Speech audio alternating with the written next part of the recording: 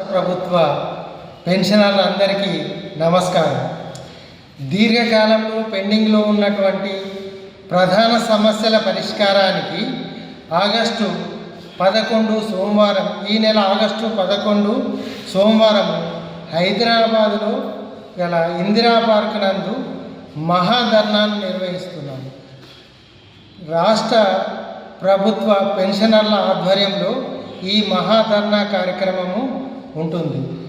ఉదయం 11 గంటలకు ప్రారంభమయ్యే ఈ మహాధర్నాకు రాష్ట్రంలో ఉండేటటువంటి ప్రతి ఒక్క పెన్షనరు హాజరు కావాలని విజ్ఞప్తి చేస్తున్నాం.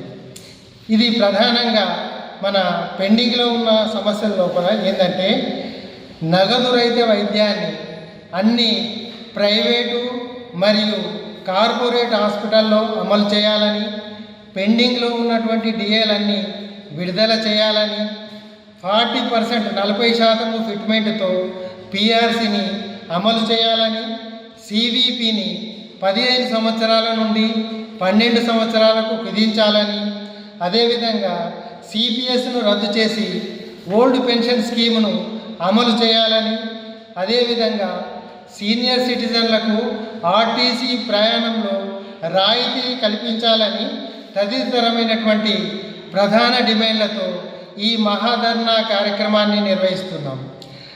ఈ అధికారంలోకి రాకముందు కాంగ్రెస్ ప్రభుత్వము ఎన్నో హామీలను వాగ్దానాలు చేయడం జరిగింది సీనియర్ సిటిజన్లకు సంబంధించింది.